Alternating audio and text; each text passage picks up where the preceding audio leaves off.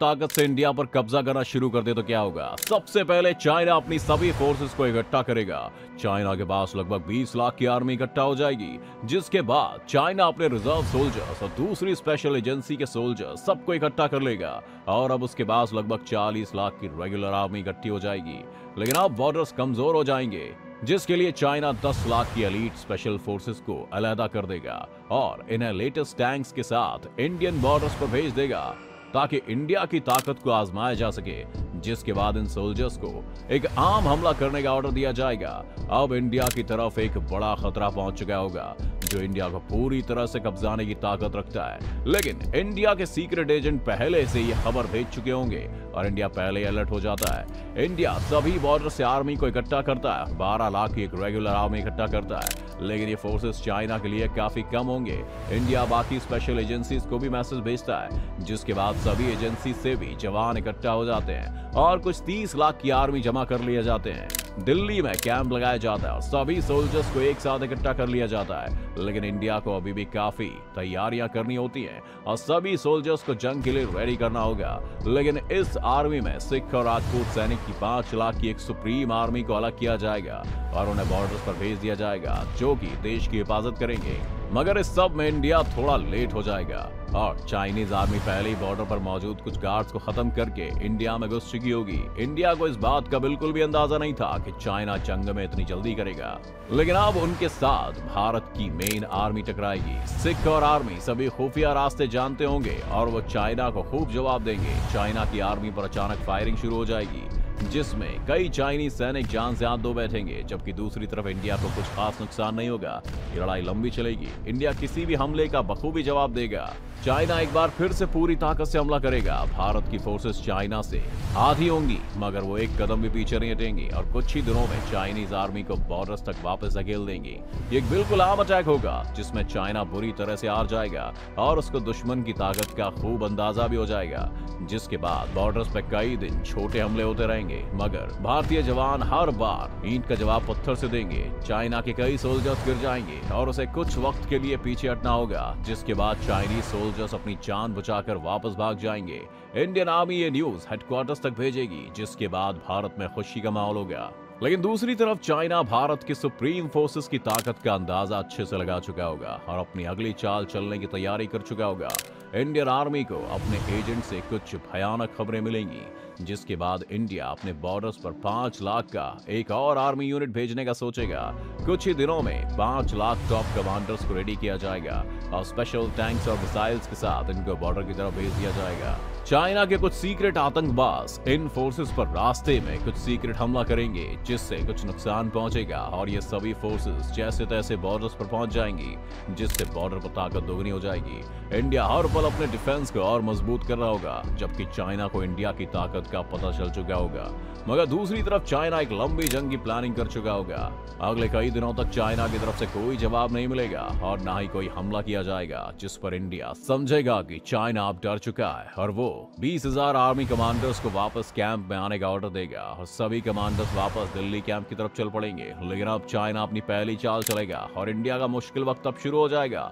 एक तरफ इंडिया अब समझेगा कि वो जंग जीत चुका है और पूरी तरह से सेफ है, मगर फिर भी वो अपनी सेफ्टी के लिए S-400 डिफेंस सिस्टम को एक्टिव कर देगा। दूसरी तरफ चाइना अपने सबसे ताकतवर हथियारों में से एक अपने 6th जनरेशन फाइटर जेट का यूज करेगा। 500 की तादाद में 6th जनरेशन फाइटर जेट अपनी उड़ान भर चुके होंगे और इंडिया की डिफेंस ताकत खत्म करने के लिए आगे बढ़ रहे होंगे। इंडिया के पास इनको मारने की ताकत अभी नहीं होगी। ये जेट्स आगे बढ़ेंगे और इंडिया के बॉर्डर्स तक पहुंच जाएंगे। इंडियन आर्मी अलर्ट हो जाएगी, लेकिन इंडियन आर्मी के पास इनको मारने के लिए इतने ताकतवर हथियार नहीं होंगे। इंडियन आर्मी पूरी कोशिश करेगी इनको गिराने की, मगर मजबूर होगी।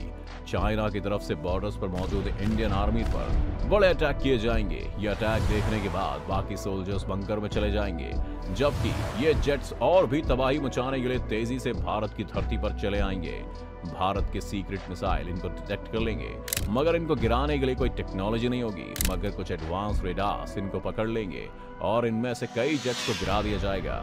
लेकिन चाइनीज जेट्स की टेक्नोलॉजी बहुत एडवांस होने की वजह से ज्यादा नुकसान नहीं होगा और बाकी जेट्स आगे बढ़कर इंडिया के ज्यादातर डिफेंस सिस्टम्स पर हमला करेंगे। इंडियन डिफेंस सिस्टम खूब हमले करेगा, मगर ये जेट्स उनकी पकड़ में नहीं आएंगे। कुछ ही देर की एक तरफा लड़ाई के बाद चाइनीज जेट्स सभी एडवांस और एक्टिव डिफेंस सिस्टम को खत्म कर देंगे, मगर इस सब में कुछ और चाइनीज जेट्स मारे जाएंगे। अपने सभी डिफेंस को इस तरह टूटा हुआ देखकर इंडिया चुप नहीं रहेगा और इन हथियारों के खिलाफ एक खूनी खेल खेलने के लिए इंडियन आर्मी के जेट्स उड़ान भरेंगे और जल्दी इन फाइटर्स को पकड़ लेंगे, जिसके बाद दोनों देशों के सबसे एडवांस जेट्स एक दूसरे के आमने सामने होंगे और एक डायरेक्ट फाइट शुरू हो जाएगी।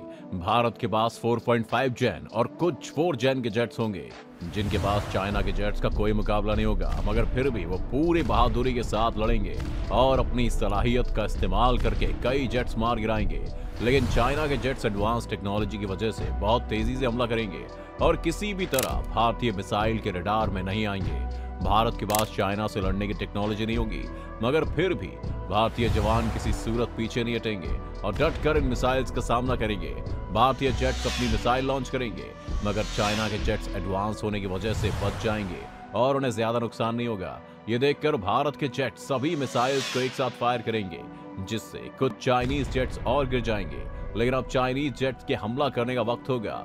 चाइनीज जेट्स कुछ ही सेकंड्स में इंडिया की पूरी एयर ताकत को खत्म करने के लिए हमला करेंगे। एआई से बने जेट्स बिल्कुल ठीक निशाने लगाएंगे और आधे जेट्स गिरा देंगे, जबकि आधे जेट्स यहां से किसी तरह बच निकलेंगे। इंडिया की सभी एडवांस टेक्नोलॉजी अब खत्म हो चुकी होगी और वो अब चाइना से हवा में नहीं लड़ सकता। भारत के पास इन जेट्स को गिराने के लिए कुछ भी टेक्नोलॉजी नहीं बचेगी और ना तो इनसे लड़ने के लिए हाई क्वालिटी जेट्स। लेकिन चाइनीज जेट्स को अभी भी और तबाही मचानी होगी और सभी कैंप्स को खत्म करना होगा। अब भी इंडिया के पास जमीन पर लड़ने के लिए काफी ताकत और जवान होंगे, जो पहले भी कई बार चाइना को हरा चुके होंगे। काफी सारे मजबूत टैंक्स होंगे, जिससे चाइना की ईंट से ईंट बजाई जा सकती है। चाइना अपना अगला टारगेट भारतीय कैंप्स को सेट करेगा। अगर ये हमला हो गया तो भारत की ताकत खत्म हो जाएगी, ताकि चाइना इंडिया को पूरी तरह घुटनों पर ला सके। उनका अगला टारगेट इंडिया की आर्मी कैंप्स होंगे, जिन पर हमला करके वो इंडिया को पूरी तरह से तोड़ सकें। मगर लंबी फाइट्स और अटैक के बाद उनका फ्यूल खत्म हो जाएगा और काफी जेट्स डैमेज हो चुके होंगे। इन जेट्स में फ्यूल भरने की जरूरत होगी और कुछ को रिपेयर करने की जरूरत होगी। ये जेट्स भारत की जमीन पर उतरकर ये सब काम करने का सोचते हैं और दूसरी तरफ इंडियन आर्मी किसी तरह इनके प्लेन्स छीनने का प्लान बनाती है। अब ये जेट्स नीचे उतर रहे हैं, दूसरी तरफ इंडियन आर्मी इनको पकड़ने के लिए तैयार है। लेकिन अचानक चाइना इन जेट्स को वापस बुला लेता है, इसलिए अभी के लिए वापस की उड़ान भर लेंगे। ये खबर जब इंडिया के हेड यूनिट तक पहुंचेगी तो वो गुस्से से पागल हो जाएंगे और किसी तरह एडवांस टेक्नोलॉजी लेकर पूरे चाइना पर कब्जा करने का प्लान बनाएंगे। अमेरिका इस सब का फायदा उठाने के लिए फौरन इंडिया की मदद के लिए आगे आएगा और अपने एडवांस 5th जनरेशन जेट्स और मिसाइल्स के लिए भारी रकम मांगेगा। इंडिया अगर शुरू में इतना पैसा खर्च कर देगा तो चाइना जैसे दुश्मन के खिलाफ लंबी जंग बिल्कुल नहीं लड़ पाएगा। अमेरिका ये सब कुछ जानता होगा और हर बार की तरह भारत का फायदा उठाना चाहता होगा। वो गुजरात, महाराष्ट्र और मध्य प्रदेश मांगेगा, जिसके बाद वो अपनी 10,000 की American army 5th generation jets और मिसाइल्स देने का ऑफर करेगा। इंडिया अपनी जमीन का सौदा नहीं करेगा और अमेरिका को मना कर देगा। अमेरिका ये देखकर बहुत गुस्सा होगा, वो इंडिया को कुछ और ऑफर्स देगा, मगर इंडिया जमीन का सौदा कभी नहीं करेगा और अमेरिका को खाली हाथ जाना पड़ेगा। ना तो उसे पैसा मिला न जमीन। अमेरिका और ज्यादा गुस्सा हो जाएगा और किसी भी नेटो कंट्री को इंडिया की किसी भी किस्म की मदद करने से मना कर देगा। इंडिया अपने दोस्त रशिया से मदद मांगने की सोचेगा, मगर उसका दुश्मन चाइना ये बात पहले ही जानता होगा, इसलिए वो रशिया को किसी भी किस्म की मदद ना करने पर पहले ही मना कर देगा। चाइना ईरान को भी किसी भी किस्म की मदद ना करने के लिए मना लेगा, मगर रशिया इंडिया के साथ अपनी दोस्ती रखने के लिए कुछ 5th जनरेशन के फाइटर जेट्स इंडिया की मदद के लिए पहले ही भेज चुका होगा। इंडिया को जब इन फाइटर जेट्स के आने की न्यूज मिलेगी तो वो काफी खुश होगा और उसे कुछ उम्मीद मिलेगी।